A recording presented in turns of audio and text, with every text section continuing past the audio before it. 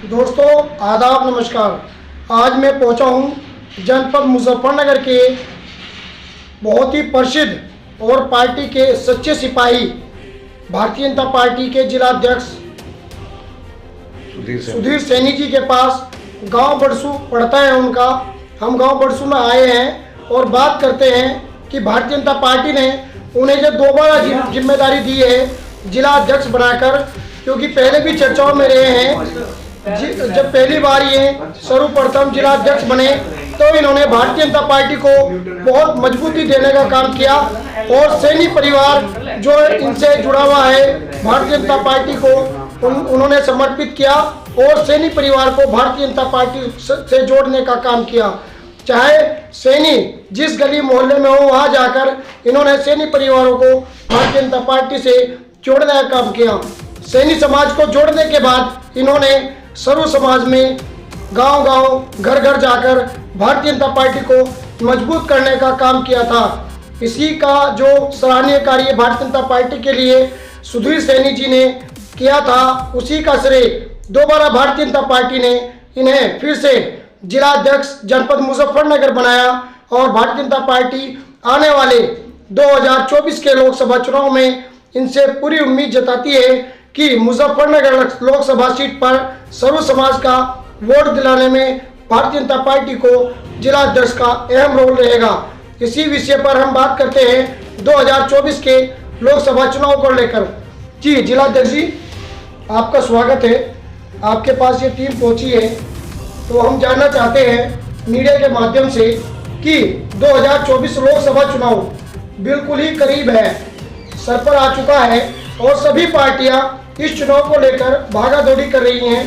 तो भारतीय जनता पार्टी के आप सच्चे सिपाही हैं और भारतीय जनता पार्टी को जब भी आप पर जिम्मेदारी दी गई आपने पूरा मजबूत काम करने का काम किया है। इस बार लोकसभा में भारतीय जनता पार्टी को सैनी समाज के साथ साथ और समाजों का वोट किस तरह से मिल रहा है, इस बारे में हम आपसे चर्चा करना चाहते हैं। सर्वप्रथम तो मैं आपके चैनल का धन्यवाद करना चाहूँगा।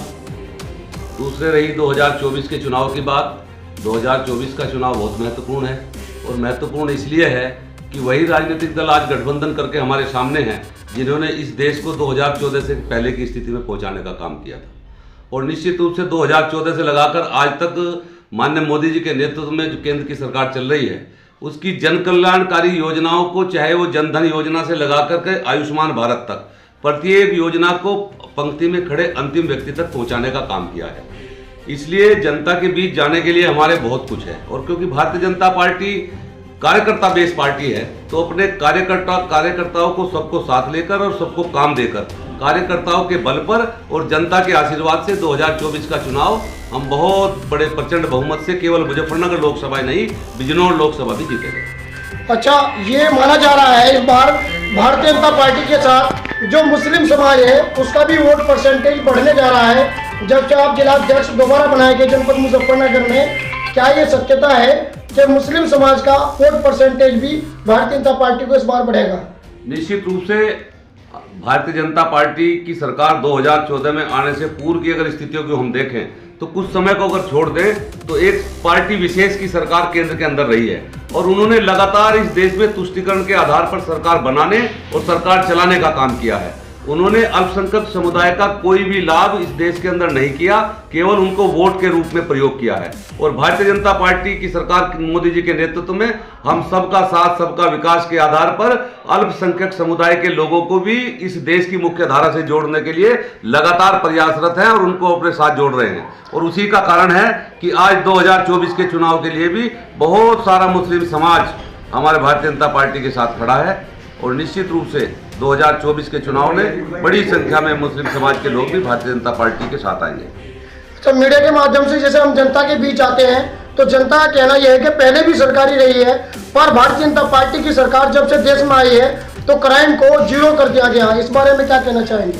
निश्चित रूप से चाहे वो प्रदेश उत्तर प्रदेश की बात हो चाहे केंद्र की बात हो, पूरे देश के अंदर जिस प्रकार से लगातार रोजाना के 2 से 4 का बढ़ता सांप्रदायिक दंगों का था, ना पूरे देश के अंदर कोई सांप्रदायिक दंगे हैं क्योंकि पूर्व की सरकारें तुष्टीकरण के आधार पर सरकार चाहती थी और दूसरे लोगों की आस्थाओं को ठेस पहुंचा करके सरकार बनाना चाहती थी और उसी के आधार पर हम लोगों में मतभेद डाल करके लड़ाई करवाना चाहती थी।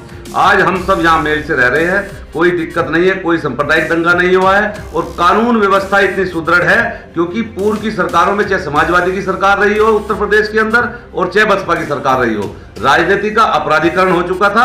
गुंडे, बदमाश और मवालियों को राजनीति का संरक्षण प्राप्त था। लगातार लूट, अपहरण, चैन स्नैचिंग की घटनाएं लगातार होती थी और अपहरण जब किसी व्यापारी का और किसान का हो जाता था तो आप जानते हैं, आप भी देखते हैं, आप इस बात के गवाह हैं कि उन्हीं राजनीतिक दलों की मेज पर अपहरण की फिरौतियां होती थी।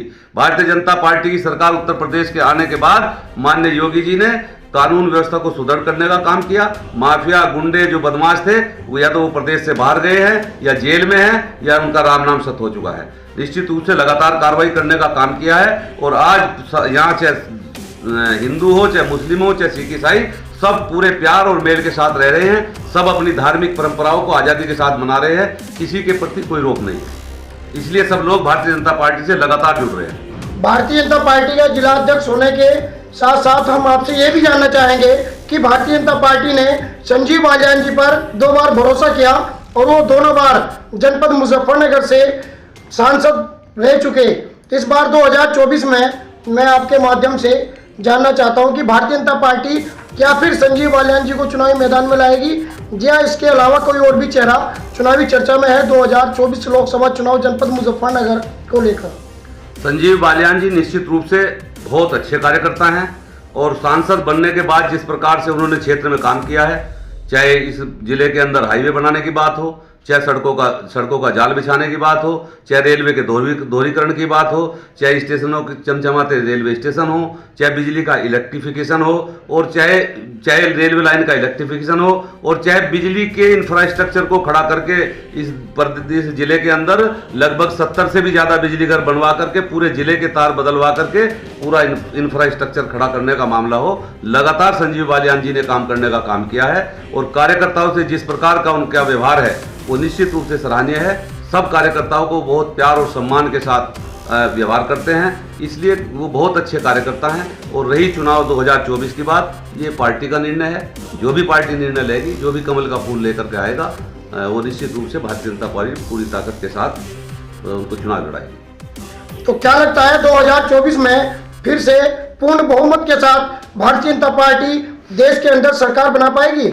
निश्चित रूप से जो मुझे लगता है, भारतीय जनता पार्टी के साथ जिस प्रकार से लोगों का जन समर्थन बढ़ रहा है, जिस प्रकार से जन कल्याण की योजनाएं घर घर तक पहुंचने का काम हो रहा है, प्रत्येक वर्ग इस सरकार के विकास के जो काम है, जिस प्रकार से इस विकास के राह पर और पूरे विश्व के अंदर भारत की चमचमाती अर्थव्यवस्था को बनाने का काम माननीय मोदी जी ने किया है, पूरा देश के लोग ज़्यादा से ज़्यादा जुड़ रहे हैं। और मैं समझता हूं कि पश्चिम में भी हम जो सीट पिछली बार लूज कर गए थे, वो भी हम सारी सीटें जीतेंगे और भारतीय जनता पार्टी पहले से भी ज़्यादा प्रचंड बहुमत के साथ माननीय मोदी जी के नेतृत्व में तिवारा सरकार बनाएगी। जैसे कि आप देख रहे हैं मीडिया के माध्यम से, हम गांव बरसू में बैठे हैं सुधीर सैनी जिला अध्यक्ष जी के आवास पर।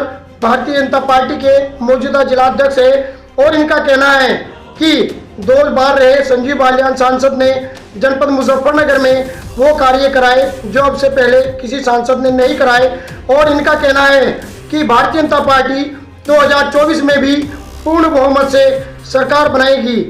देखते रहिए, मैं कैमरामैन आदेश सैनी के साथ अरशद अमीर देते रहेंगे आगे की अपडेट। धन्यवाद।